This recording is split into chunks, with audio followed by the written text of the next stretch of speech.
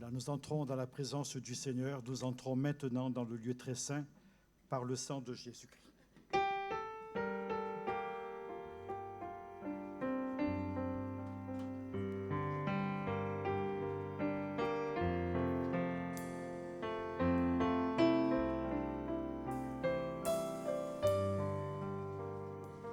Nous entrons maintenant dans le lieu très saint par le sang de Jésus-Christ.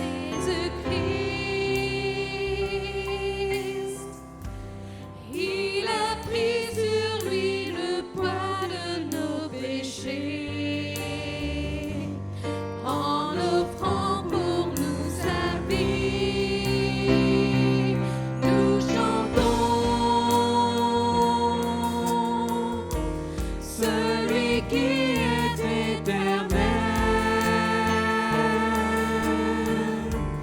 Bénissons l'agneau de Dieu. Élevons vers le Seigneur nos cœurs. Nous entrons maintenant dans le lieu très saint par le sang de Jésus-Christ. Il a pris sur lui le poids de nos péchés en offrant pour nous sa vie. Nous chantons celui qui est éternel. Bénissons l'agneau de Dieu. Élevons vers le Seigneur nos cœurs. Nous chantons celui qui est éternel. Bénissons l'agneau de Dieu. Élevons vers le Seigneur nos cœurs.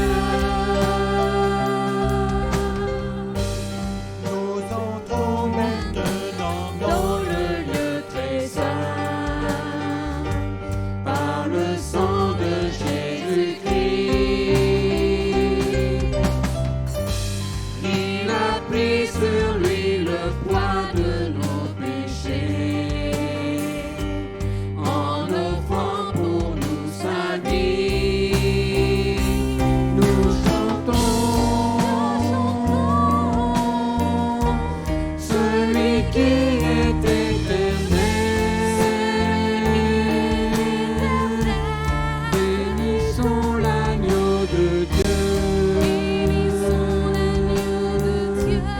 Élevons vers le Seigneur nos cœurs.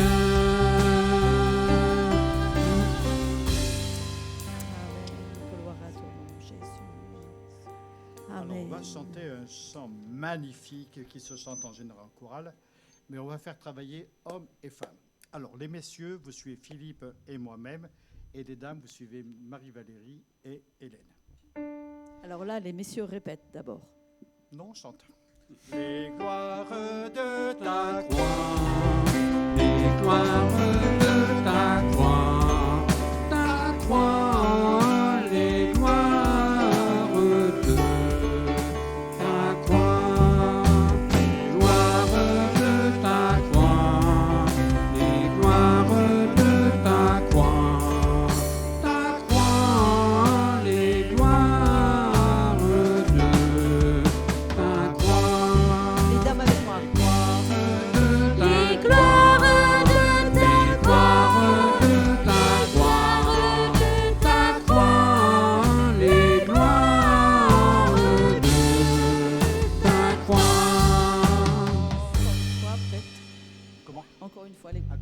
les messieurs. Les gloires de ta croix.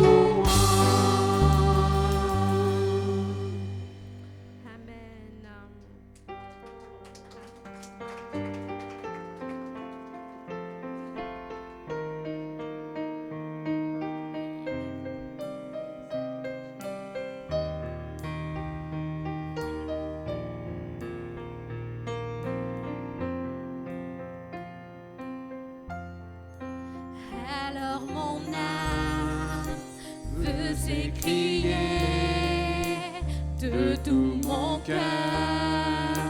Je veux chanter. Alors mon âme veut s'écrier de tout mon cœur. Je veux chanter. Oh Dieu, tu es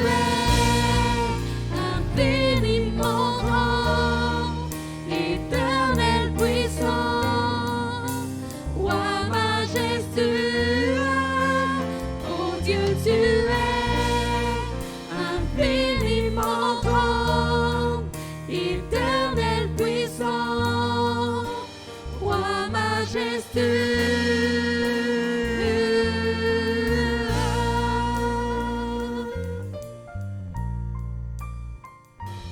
Quand je sonde l'univers, les astres que tu as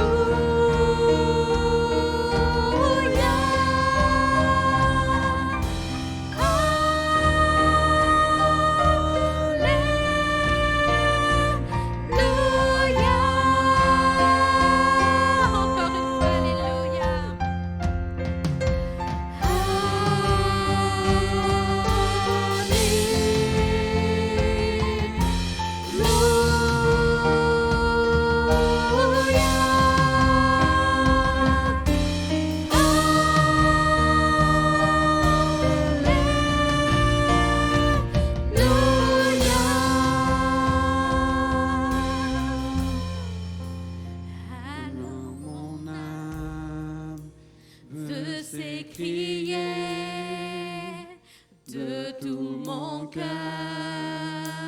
je veux chanter. Alors mon âme veut s'écrier de tout mon cœur. Je veux chanter. Oh Dieu, tu es infiniment grand, éternel puissant, roi majestueux. Oh Dieu, tu es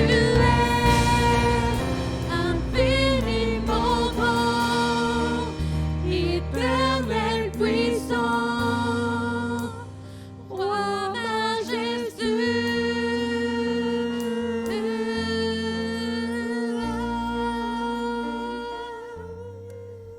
Alléluia, tu es digne, Seigneur, digne d'être adoré. Me voici, humble devant ta majesté. Seigneur, ta grâce m'a libéré. Me voici,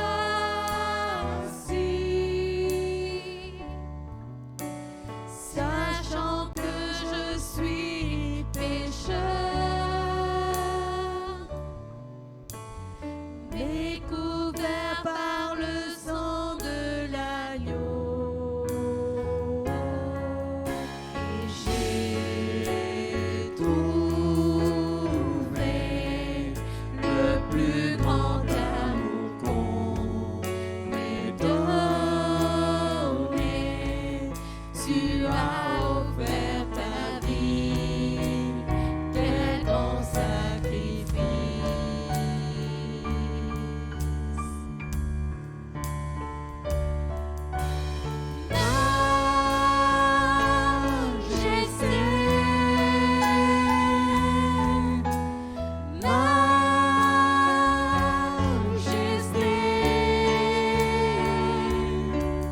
Ta grâce m'a trouvé tel que je suis.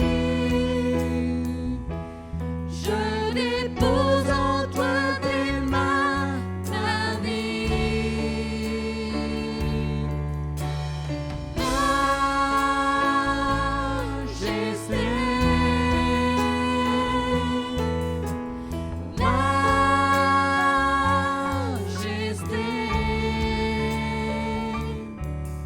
Je suis transformé par ton amour, en présence de ta majesté. Me voici, humble devant ceux dont t'aimons. Pardonner, ainsi je peux aimer. Je me tiens là, sachant que tu m'as créé et que ton feu m'a sanctifié. Et j'ai trouvé le plus grand amour qu'on m'ait donné. Tu as offert ta vie, quel grand sacrifice.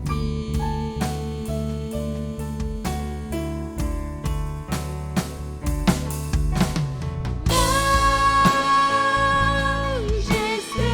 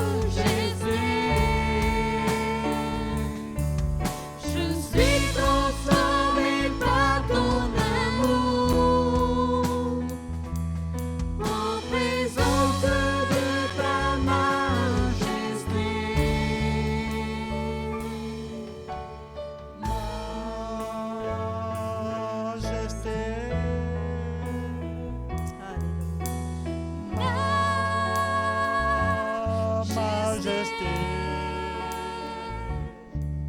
Ta grâce m'a trouvé tel que je suis. Je dépose entre tes mains ma vie. Majesté.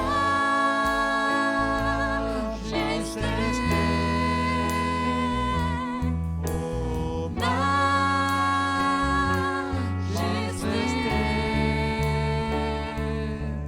je suis transformé par ton amour, en présence de ta majesté. Me voici. Me voici. Je suis devant toi, Seigneur. Me voici. Oh, louange à toi, Seigneur. Me voici.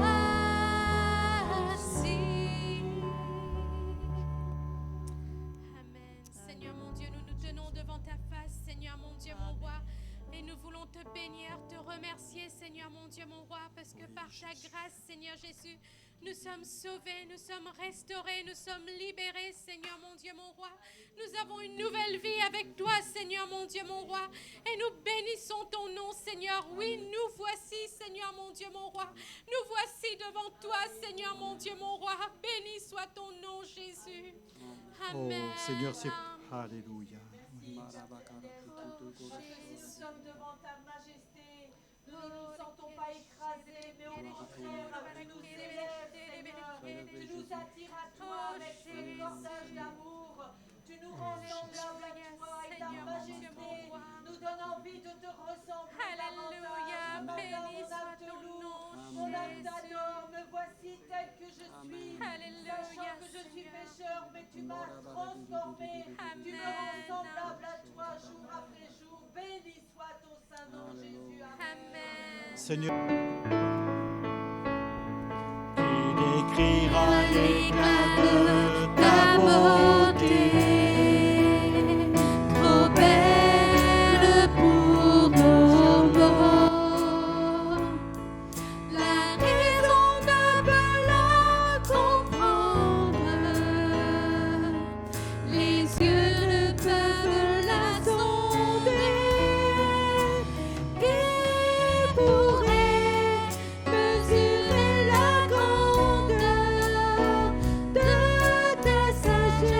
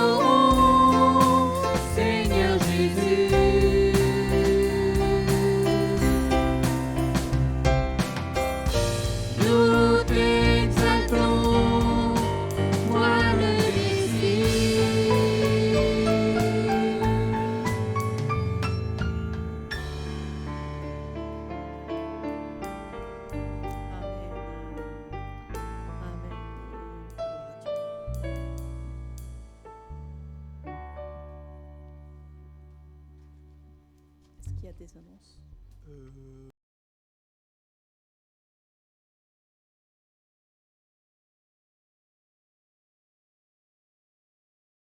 Tous, je suis content de vous revoir.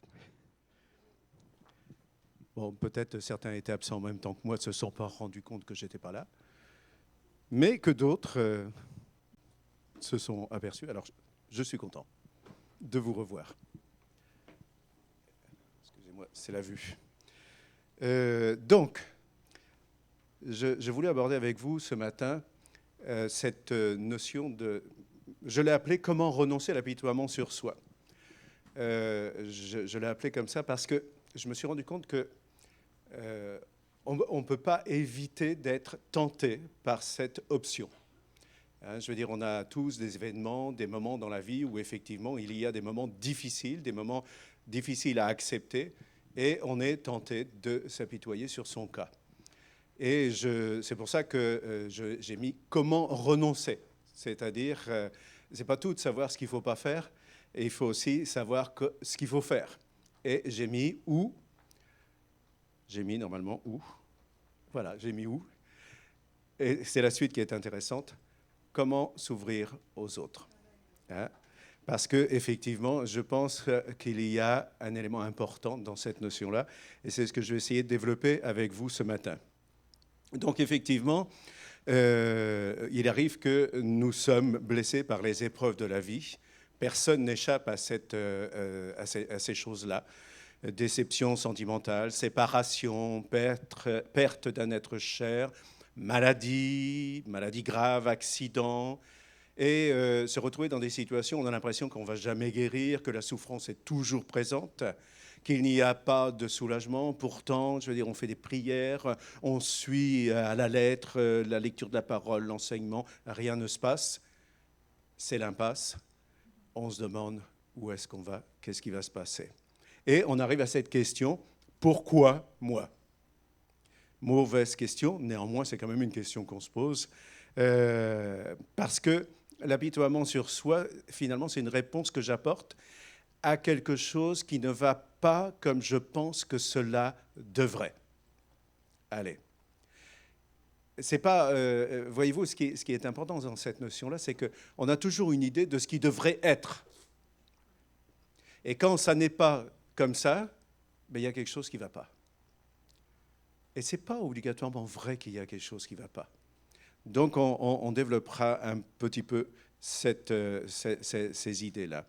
Alors, la conséquence, malgré tout, c'est que l'apitoiement sur moi-même ne me procure aucun soulagement, même s'il semble parfois que ce soit justifié à cause des injustices, à cause des comportements des autres ou des malfaisances que j'aurais pu subir. Et cet apitoiement, c'est comme une encre qui me coince dans un surplace mortel. Et cela m'empêche d'atteindre une pleine maturité en Christ. Alors, effectivement, il y a un impact sur moi-même, bien sûr, sur mon environnement, particulièrement pour ceux qui ont des enfants, sur les enfants. Et ce comportement va les marquer et conditionner leur façon de réagir par la suite dans leur étape adulte. Et il y a effectivement derrière ça, eh bien, je suis handicapé spirituel, je stagne, je suis handicapé émotionnel, je perds ma joie, je suis handicapé mental parce que mes pensées sont toujours bloquées sur moi, parce que mon univers de vie est limité. Alors, je vous dresse un tableau qui n'est pas très encourageant. C'est celui que j'ai pu connaître par moi-même aussi en partie, d'une part sur mon expérience personnelle, mais aussi en voyant certains fonctionnements autour de moi ailleurs.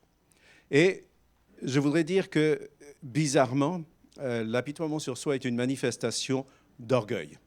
Cet orgueil empoisonne mes relations, m'empêche de me repentir à cause de cette attitude néfaste, parce qu'il est beaucoup plus facile de s'auto-justifier. Hein. Vous savez, du style, je suis malheureux parce qu'on m'a lésé, on m'a attaqué. Que ça soit vrai ou faux, peu importe. Le résultat est là, je ne suis pas libre, je ne suis pas bien. Cela a l'apparence de l'humilité et d'être nécessiteux, mais en réalité, c'est une tromperie vis-à-vis de Christ qui, lui, veut nous libérer et nous libère. Alors, effectivement, il y a deux éléments qui se rejoignent dans cet orgueil, la vantardise et l'apitoiement sur soi. Il y a des similitudes, et je les ai relevées parce que je les ai lues sur Internet en faisant des recherches, et je les ai trouvées intéressantes, et je voulais les partager avec vous, parce qu'on n'associe pas obligatoirement les deux spontanément. Hein. On se dit, vantardise, ça n'a rien à voir, mais alors rien à voir. Ben, écoutez, vous en penserez, on pourra en discuter par la suite. La vantardise, hein, je me vante, est la réponse de l'orgueil face au succès. J'ai réussi cela. Je suis. L'apitoiement sur soi est la réponse de l'orgueil face à la souffrance. Regardez comme j'ai souffert. L'orgueil dit « je mérite l'admiration parce que j'ai réussi tant de choses ». L'apitoiement sur soi dit « je mérite l'admiration parce que j'ai tant souffert et je souffre tant ». La vantardise est la voix de l'orgueil dans le cœur de celui qui est fort. L'apitoiement sur soi est la voix de l'orgueil dans le cœur de celui qui est faible. La vantardise s'apparente à de l'autosuffisance. L'apitoiement sur soi s'apparente à l'autosacrifice. Je ne développerai pas ces éléments-là, je pense que vous pourrez y réfléchir vous-même, mais ça m'a fait réfléchir et je me suis dit quand même il y avait des choses importantes dans tout ça. Alors effectivement, la vantardise est souvent évidente, mais pas l'apitoiement sur soi. Là, c'est la conséquence d'un soi intérieur vraiment blessé. Et ça ressemble à certaines choses, mais ce n'est pas du tout le cas, c'est même le contraire. Ça ressemble à une faible estime de soi. Mais en réalité, c'est exactement le contraire. Ça ressemble au sentiment d'être indigne, mais en réalité, c'est le sentiment de ne pas reconnu comme la dignité qu'on devrait avoir, qu'on devrait nous être reconnu. Alors en réalité, eh bien, je suis malheureux parce que mon mérite passe inaperçu. Je n'ai pas reçu ce qui m'est dû, je mérite mieux, personne ne me traite selon ma valeur. Bon, évidemment, là, je suis en train de parler non pas de moi, actuellement, mais de quelqu'un qui s'apitoie sur soi. Et si j'en parle aussi bien, c'est parce que je connais un petit peu aussi. Donc, la manifestation, ou plutôt comment ça se manifeste, bon, je voudrais partager avec vous le fait que c'est quand même un phénomène de société. Vous savez, notre société actuelle prône l'individualisme, la réalisation de soi, et finalement, on arrive petit à petit à une sorte d'égocentrisme. Moi, je dois me réaliser, je dois réussir ma vie, je dois avoir du succès dans mon travail, je dois accomplir des choses, je dois réaliser des choses. On arrive même à le trouver dans l'Église, je dois réaliser des choses pour Dieu. Ce n'est pas tout à fait comme ça. Dieu veut réaliser des choses avec nous, hein, ça c'est vrai, mais selon sa direction. Et ça, voilà. Donc, on arrive à cette société qui nous conduit sur un chemin qui, quelque part, nous éloigne les uns des autres. Hein, et l'autre est devient un obstacle dans notre chemin. Donc, le mieux, c'est d'arriver à se servir des autres pour se réaliser. Donc, effectivement, on arrive, dans le cas où tout ne marche pas comme on veut, à une auto-victimisation. Ceci, j'essaye de vous le redire lentement, auto-victimisation. Hein? C'est-à-dire, je me considère comme victime. J'aurais peut-être dû l'écrire tout de suite comme ça aurait été plus simple. Personne ne me respecte. On profite de moi, ce qui entraîne de ma part un ressentiment. Et on arrive à l'extrême, le monde est contre moi. Le problème, c'est les autres. On est tous au courant d'ailleurs. Hein? Et du fait que c'est les autres, ben, ça ne peut pas être mes erreurs. Je n'ai pas besoin d'accepter mes erreurs, puisque je ne fais pas d'erreurs, c'est les autres. Je n'ai pas besoin de faire des choix, je n'ai pas besoin d'assumer la responsabilité de mes actes, parce que le problème, c'est les autres. Et si le monde tourne mal, c'est les autres. Hein? Et même, on va aller plus loin, il y a même les autres qui se sont tous unis pour me faire du mal. Hein? Le complot. Vous êtes au courant, vous avez entendu parler un peu? Hein? Ces derniers temps, on en parle un peu, bizarrement. Le problème de l'apitoiement, c'est un problème de regard. Si je m'apitoie sur moi-même, je ne peux pas tourner mon regard vers le Seigneur pour pouvoir le voir tel qu'il est réellement, un Père bon, juste, glorieux, miséricordieux, où tout est sous son autorité.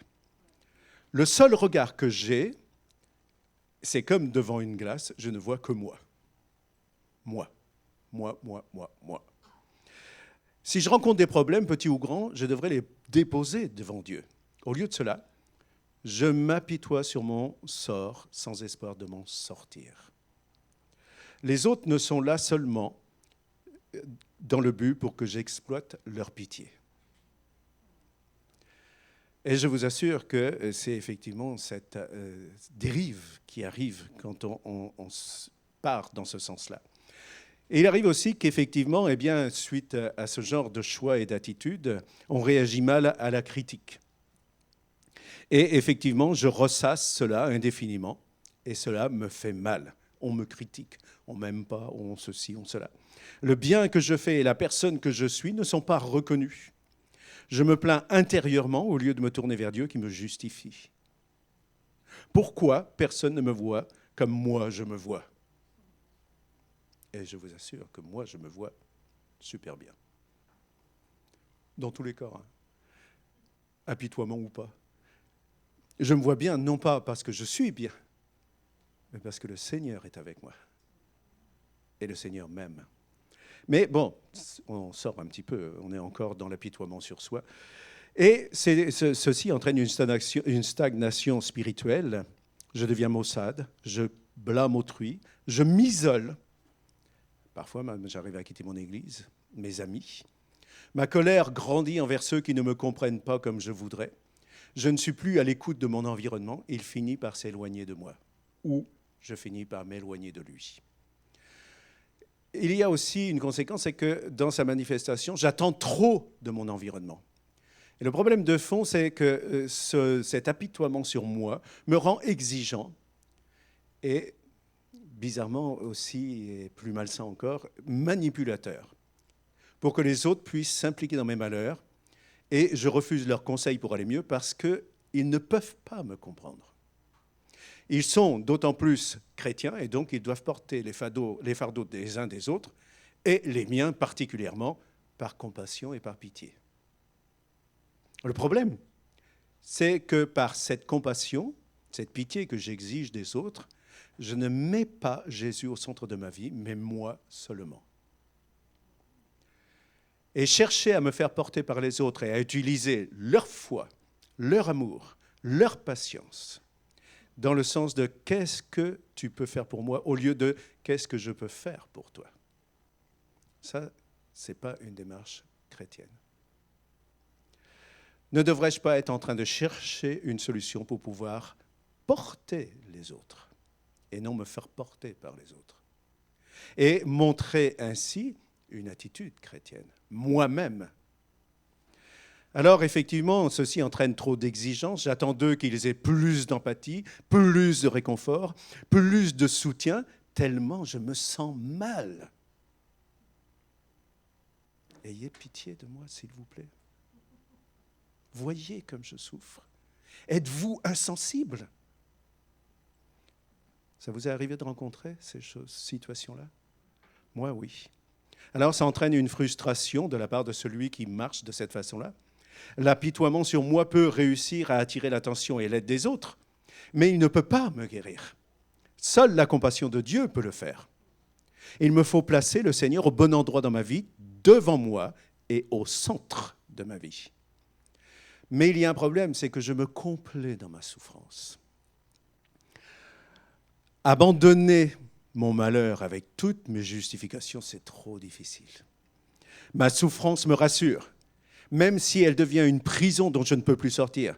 Tellement j'y suis habitué, je crains la liberté, où j'aurai plus de raison de me plaindre et d'avoir du monde autour de moi pour me prendre en pitié. C'est difficile, voire impossible, d'accepter cette perte. Aurais-je souffert pour rien? Devrais-je pardonner aux autres? Serais-je responsable de mes échecs? Est-ce que ma vie pourrait être un succès? Est-ce que je pourrais vraiment être guéri? Plus personne pour me plaindre? C'est tellement agréable de se retrouver de bonnes raisons de rester dans ses problèmes et d'entourer de gens qui m'écoutent et me plaignent. L'autre élément, j'ai raison parce qu'on m'a fait du tort. Ah ah.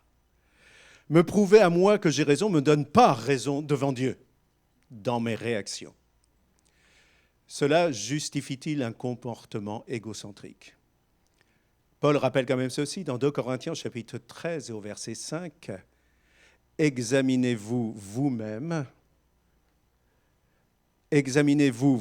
pour savoir si vous êtes dans la foi. Éprouvez-vous vous-même. Ne reconnaissez-vous pas que Jésus-Christ est en vous, à moins peut-être que vous ne soyez réprouvés? Ce sont des questions intéressantes que Paul pose ici.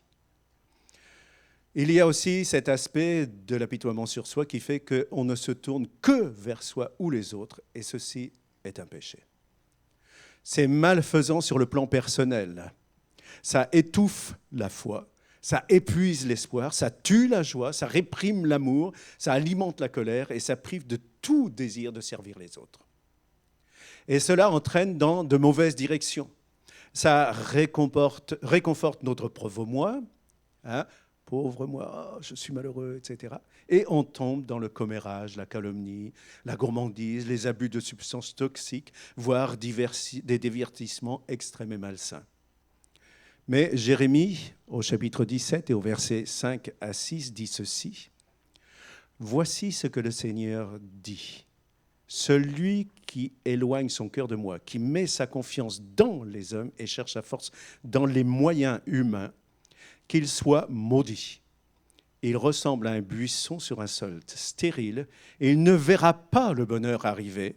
Il restera parmi les pierres du désert sur une terre salée où personne n'habite. »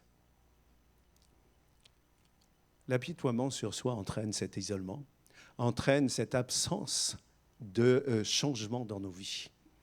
Et quand on se confie dans l'homme, quelque part, se confier en soi ou se confier dans les autres, c'est la même chose. Se confier en Dieu, ça, c'est différent. S'éloigner de Dieu n'est pas un bon choix. Alors, comment en sortir? Eh bien, je pense que la première chose, c'est lève-toi et marche. Hein? Ça, c'est la première des choses. Lève-toi et marche. Fais quelque chose, bouge, agis. Ne te laisse pas enfoncer dans l'inaction et la plainte. Ne pas nier la réalité. Effectivement, les blessures de la vie sont bien réelles. Hein? C'est une réalité. Personne ne traversera la vie sans être blessé. Ça ne peut pas arriver. Ça arrivera toujours. Je ne peux pas les supprimer. Les injustices que j'ai subies, je ne pourrai pas les supprimer. Je ne pourrai pas les empêcher. Il y en a encore à subir. Hein? Jésus en a subi bien plus que nous et il est même mort à cause de ces injustices.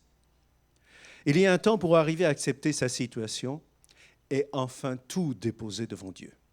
Hein? Je dépose ma vie entre tes mains, nous avons chanté. Il y a un temps pour se relever et se diriger vers le destin promis qui est Christ. Hein? Nous allons être comme Christ. Pourquoi ne pas envisager cette option dès maintenant? La mauvaise solution, c'est de rester dans son état, s'auto-justifier en se trouvant de bonnes raisons pour rester tel qu'on est. Attendre que les circonstances et les autres changent pour changer soi-même. Quand tu changeras, je changerai. Tout de suite, on lie son destin au destin des autres. Comment se retrouver libre quand on se lie à quelque chose d'autre? Bizarre. Mes souffrances me donnent donc le droit d'être amer, d'en vouloir à un tel au monde. Mais vous savez, devant Dieu, ni mes souffrances, ni mes problèmes ne justifient ses choix. La solution, c'est Jérémie au chapitre 17, au verset 7, qui l'évoque. Mais celui qui met sa confiance en moi, c'est la suite de ce qu'on a lu tout à l'heure, et qui s'appuie sur moi, moi, le Seigneur, je le bénis. Et vous savez, bénir, c'est le contraire de maudire. Si vous sentez que votre vie est maudite, eh bien, vous voyez la solution, elle est écrite ici. Se présenter à Dieu, c'est la démarche première, avec humilité. L'humilité, dans ce cas-là, consiste à renoncer à avoir raison, consiste à se repentir de cet apitoiement sur soi et de le voir vraiment tel qu'il est, un mal, abandonner sa propre justice. Il est important aussi d'exprimer ses problèmes sans les embellir. Quand je dis embellir, ce n'est pas diminuer les problèmes, c'est au contraire les rendre encore plus gros, pour faire croire qu'on a encore plus raison d'être malheureux. Non, exposons nos problèmes honnêtement, simplement. On a des problèmes, ce n'est pas la peine de les nier non plus. Il faut le dire. Dans le psaume 50, au verset 15, David rappelle ceci. « Invoque-moi au jour de la détresse de la part de Dieu, et je te délivrerai, et tu me glorifieras. » Et oui, quand on est délivré, on a envie de glorifier Dieu. Et ne jamais cesser de lui faire confiance pour trouver des solutions. Dieu a toujours des solutions. Confier mon problème au Seigneur signifie que je m'en détache d'une part, et que je résiste ainsi à toute tentative de vouloir faire plier Dieu vers mes solutions à moi. Je fais confiance à l'Esprit Saint et je cherche à être conduit par lui. Je me rappelle de ses bienfaits passés. Dans le Romains chapitre 8, verset 28, Paul rappelle ceci, « Nous savons du reste que toute chose concourt au bien de ceux qui aiment Dieu, de ceux qui sont appelés selon son dessein. » Toute chose. S'apitoyer sur soi n'est pas la réponse. La réponse, c'est avoir confiance en Dieu. Dans l'autre aspect aussi, ce qui est important, c'est regarder à Jésus. Ses souffrances sont largement à la hauteur des miennes, et bien plus. Comment lui a-t-il réagi? Il a donné sa vie pour moi. Il ne s'est pas plaint. Il n'a pas cherché du monde pour le plaindre. Il a donné sa vie pour moi. Le meilleur amour qu'on puisse avoir, c'est donner sa vie pour quelqu'un d'autre. C'est l'attitude du Christ, c'est l'attitude chrétienne. Ésaïe, chapitre 53, chapitre 4, verset 5. Non, je recommence. Chapitre 53, versets 4 à 5. « Cependant, ce sont nos souffrances qu'il a portées, c'est de nos douleurs qu'il s'est chargé, et nous l'avons considéré comme puni, frappé de Dieu et humilié. Mais en réalité, il était blessé pour nos péchés, brisé pour nos iniquités, et le châtiment qui nous donne la paix est tombé sur lui. Et c'est par ses meurtrissures que nous sommes guéris. » Je crois que c'est important. Et cet autre aspect de Paul aussi qui rappelle aux Corinthiens, car de même que les souffrances de Christ abondent en nous, de même notre consolation abonde par Christ. Ce n'est pas les autres qui doivent nous consoler, c'est Christ. C'est en lui que se trouve la consolation. Alors, ce qui est important, c'est pardonner, bien sûr. D'autres sont peut-être à l'origine de nos problèmes. Peu importe. C'est Dieu notre justice, ce n'est pas nous. Et Paul nous invite, dans Hébreux, rechercher la paix avec tous et la sanctification sans laquelle personne ne verra le Seigneur. Rechercher la paix avec tous. C'est toute une démarche envers les autres et non envers soi. Et me réjouir même de mes souffrances. Pierre dit ceci, « Réjouissez-vous au contraire de la part que vous avez aux souffrances de Christ, afin que vous soyez aussi dans la joie et dans l'allégresse lorsque la gloire apparaîtra. » Dans le psaume, David lui-même, bien avant, disait ceci, psaume 16, j'ai constamment l'Éternel sous mes yeux. Constamment l'Éternel sous mes yeux. Quand il est à ma droite, je ne chancelle pas. Aussi, mon cœur est dans la joie, mon esprit dans l'allégresse, et mon corps repose en sécurité. Regardez autour de soi différemment. Je pense qu'il est important d'éviter les personnes qui m'encouragent dans mon apitoiement sur moi. Satan veut s'assurer que je vais entendre les plus mauvaises voix, les plus mauvais encouragements pour que je reste à souffrir et à me plaindre loin de Dieu. Voire même à remettre Dieu en question dans sa bonté et dans sa miséricorde. Ne pas aspirer toute l'énergie de ma communauté par mes plaintes. Ça n'empêche pas de partager, mais partager et se plaindre, ce n'est pas la même chose. Je dois chercher la liberté par moi-même, ne pas épuiser mon entourage. Mon rôle est plutôt d'édifier cette communauté dans laquelle je vis. Je ne dois plus me concentrer uniquement sur moi-même, mais sur les autres. Je dois m'en remettre à Dieu avec espérance et avec foi. Et d'autres ont des besoins aussi. Je dois prendre l'habitude de chercher à venir en aide à quelqu'un afin de vivre la solidarité et l'amour de l'autre, qui est la démonstration de mon appartenance au Christ. Jésus a dit, vous reconnaîtrez les miens à ce qu'ils s'aiment entre eux. Et ils s'aiment, ce n'est pas simplement je t'aime, bisous, etc., tout va bien. Enfin, bisous, on ne peut plus. Mais c'est agir pour le bien de l'autre. Ça, c'est l'amour. Et puis, je crois qu'il est important d'être inspirant par la manière dont j'affronte ma situation. Parce que voyez-vous, moi j'ai constaté que selon la façon dont les gens affrontent leur situation, eh bien, s'ils s'apitoient sur eux, ça ne m'encourage pas. Mais s'ils ne s'apitoient pas sur eux et qu'ils se regardent à Dieu et qu'ils regardent à Jésus et qu'ils sont pleins d'espoir, eh bien ça m'encourage. Ça me fait un bien fou. Et je me dis, quelle foi. Je veux être comme ça. Et ça, c'est quelque chose qui est intéressant. Dans 2 Corinthiens, au chapitre 3 et au verset 14, j'espère que vous lisez ce qui est écrit, parce que ça n'a rien à voir avec ce que je raconte. 2 Corinthiens, chapitre 1, versets 3 à 4.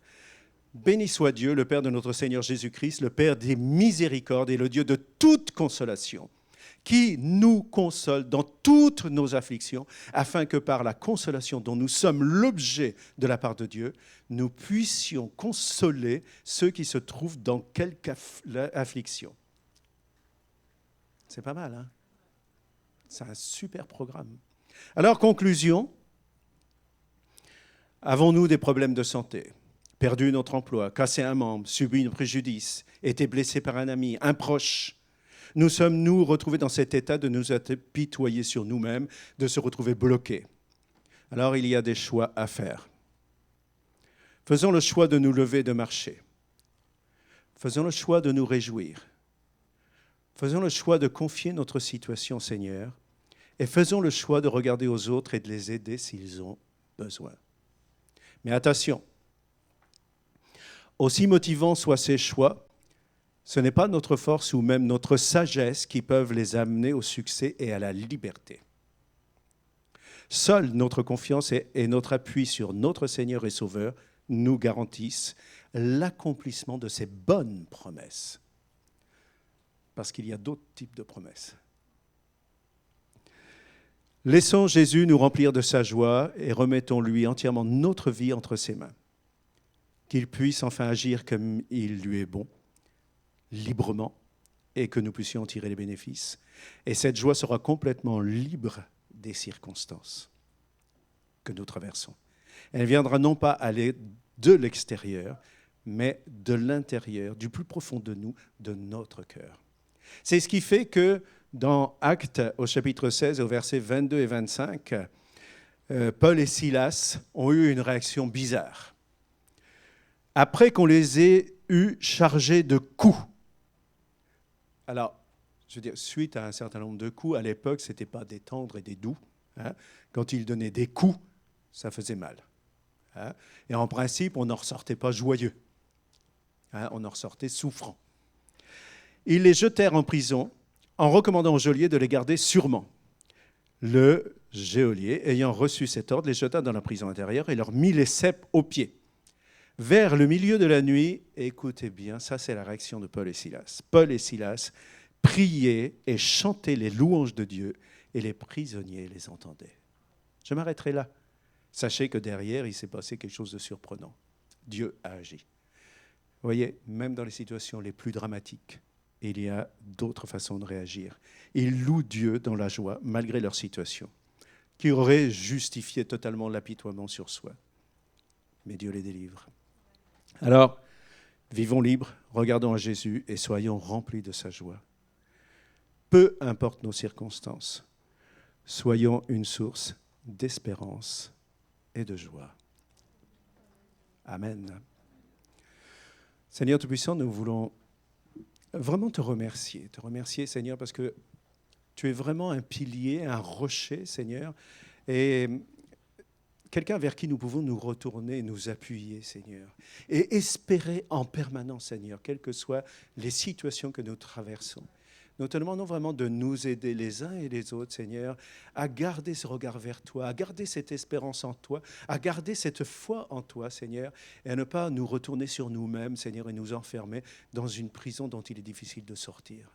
Merci vraiment de nous délivrer de tout cela, Seigneur, de nous garder dans cette marche avec toi, Seigneur, et dans cette action, quelles que soient les circonstances que nous traversons en tant qu'individus, mais aussi en tant que communauté, Seigneur. Que nous, ensemble, nous puissions marcher aussi et ne pas nous tourner sur nous-mêmes, Seigneur, en tant que communauté, mais nous ouvrir, Seigneur, à tout ce qu'il est possible de faire, Seigneur, et te laisser nous conduire, Seigneur, en sachant que tu mettras, Seigneur, de bonnes œuvres devant nous, Seigneur, à réaliser. Merci, notre Père. Dans le nom de Jésus, je t'ai prié. Amen.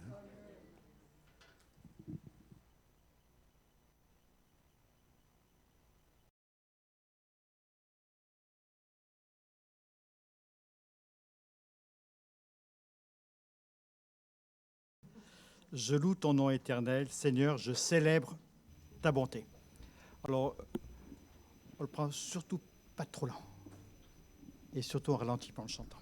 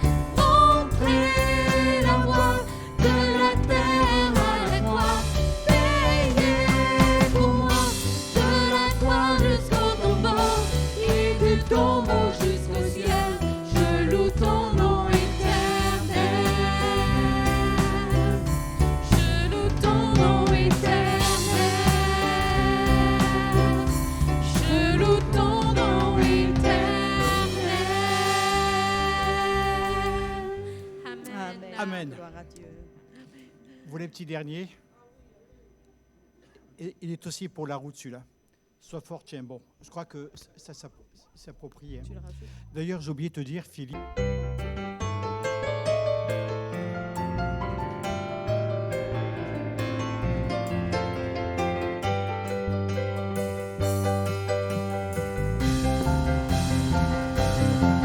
Sois fort, tiens bon, le Seigneur est avec toi.